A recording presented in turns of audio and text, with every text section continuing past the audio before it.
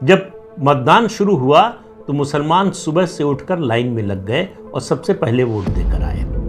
लंबी लंबी लाइनें लग गईं और हिंदुओं ने क्या किया, हिंदुओं ने वो आराम से उठे, खाया पिया, आराम किया। उसके बाद दोपहर के करीब पहुंचे और देखा कि बड़ी लंबी लंबी लाइनें लगी हैं, तो आधे लोग तो लंबी लाइनों को देखकर ही घर लौट गए कि बेकार है, इतनी देर तक कौन इंतज़ार करेगा। हिंदू औरतों की इज्जत लूटी गई, उनकी हत्या की गई, बड़े पैमाने पर कत्लेआम हुआ और जो लोग आराम करने के लिए घर गए थे वो हमेशा के लिए आराम की नींद सुला दिए गए। वो गलती जो कुछ लोगों ने की थी उसकी सज़ा कितने लोगों ने भुगती और कैसे भुगती। बात यह है कि मतदान में हिस्सा न लेने का नतीजा क्या होता है, उसको मैं एक किस्से के साथ, एक फैक्चुअल कहानी के जरिए, घटना के जरिए आपको बताना चाहता हूँ। ये जिक्र जो है 1946 का, 1946 का, बंटवारे के पहले का। सियालकोट का आपने नाम सुना होगा। पाकिस्तान का जो पंजाब है, उस पंजाब प्रांत है, उसका एक जिला है सियालकोट। लाहौर से उसकी दूरी है 135 किलोमीटर और जम्मू से सिर्फ 42 किलोमीटर। गोपीनाथ बारदोलाई जो असम के बड़े नेता थे, देश के नेता थे, असम के खास तौर से बड़े नेताओं में थे, वो चाहते थे कि सियालकोट जो है वो भारत में रहे। जब भारत पाकिस्तान का बंटवारा हो रहा था, देश का बंटवारा हो रहा था कहना चाहिए, उस समय वो चाहते थे। वो सियालकोट उस समय हिंदू बहुल या हिंदू बहुसंख्यक जनसंख्या वाला इलाका था। फिर भी तय हुआ कि इसका फैसला जनमत संग्रह से होगा। जनमत संग्रह की तारीख तय हो गई, वोट का तरीका तय हो गया और तारीख और जो है समय तय हो गया।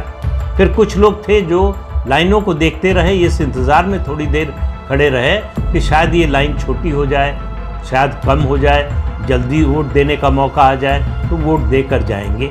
लेकिन वो भी थोड़ी देर बाद थक गए या कहिए उनको अपने आराम की याद आ गई, वो भी लाइनें छोड़कर जो है या लाइन में शामिल हुए बिना वो घर लौट गए, वोट नहीं दिया। इस जनमत संग्रह का नतीजा ये आया कि 55,000 मतों से ये प्रस्ताव पास हुआ कि सियालकोट को पाकिस्तान में शामिल किया जाए। सियालकोट भारत में शामिल होते होते पाकिस्तान में चला गया। मालूम है क्यों? 1 लाख हिंदुओं ने वोट नहीं किया। उस समय सियालकोट में हिंदुओं की कुल आबादी थी 2,31,000, 2,31,000। उसमें से 1 लाख ने वोट नहीं दिया। 55,000 से ये प्रस्ताव गिर गया। उसके बाद आपको याद होगा कि 1946 का 16 अगस्त का दिन, जब जिन्ना ने डायरेक्ट एक्शन की कॉल दी, जब डायरेक्ट एक्शन की कॉल दी तो उसका कहर जो है वो सियालकोट में भी बरपा। हिंदू औरतों की इज्जत लूटी गई, उनकी हत्या की गई, बड़े पैमाने पर कत्लेआम हुआ और जो लोग आराम करने के लिए घर गए थे वो हमेशा के लिए आराम की नींद सुला दिए गए। और 1951 यानी ये 1941 के सेंसस की फिगर बताई मैंने, 2,31,000 हिंदू पॉपुलेशन थी और 1951 यानी 10 साल बाद जब सेंसस हुआ, और जब ये मैं बता रहा हूँ 1941 के सेंसस के आधार पर तो 1946 की बात कर रहा हूँ। 1951 में जो सेंसस हुआ उसके मुताबिक सियालकोट में हिंदुओं की आबादी केवल 10,000 बची, केवल 10,000 बची। और 2017 की फिगर के अनुसार सियालकोट में हिंदुओं की आबादी सिर्फ 500 है। आज पता नहीं एक भी हिंदू वहाँ है या नहीं है। उस दिन अगर हिंदुओं ने, सियालकोट के हिंदुओं ने वोट दिया होता तो सियालकोट हिंदुस्तान में होता और वहाँ जो हिंदू थे वो सब जिंदा होते। तो वोट न देने का क्या असर हुआ ये आप इस बात से समझिए। एक वोट न डालने से, ये सोचकर कि हमारे एक वोट न देने से क्या होता है, क्या उसका नतीजा होता है, ये उसका सबसे बड़ा उदाहरण है सियालकोट। असल में क्या है कि हिंदू जो कौम है, हिंदू जो समाज है, वो बड़ा आलसी समाज है। वो राष्ट्रीय जो मुद्दे हैं उन पर उस तरह से कभी उत्तेजित नहीं होता, उस तरह से कभी जो है वो उस तरह की निष्ठा नहीं दिखाता। उसको लगता है कि हमारा व्यक्तिगत हित सदे, उस काम में हमारी रुचि है। और ख़ास तौर से सबसे अफसोस की बात यह है कि हिंदू समाज का जो पढ़ा लिखा वर्ग है वो और ज़्यादा आलसी है इस मामले में।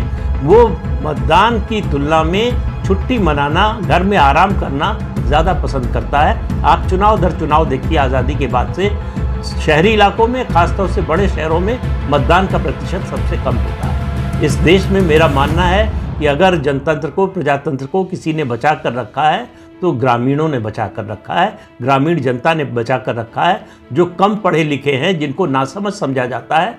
दरअसल इस देश में जनतंत्र के सबसे बड़े रक्षक वही लोग हैं। तो वोट देने जाएंगे नहीं और नरेंद्र मोदी से ये अपेक्षा करेंगे कि वो देश में क्रांति कर दें, सब कुछ बदल दें, लेकिन हमसे वोट देने के लिए ना कहें। हम वोट देने के लिए नहीं निकलेंगे।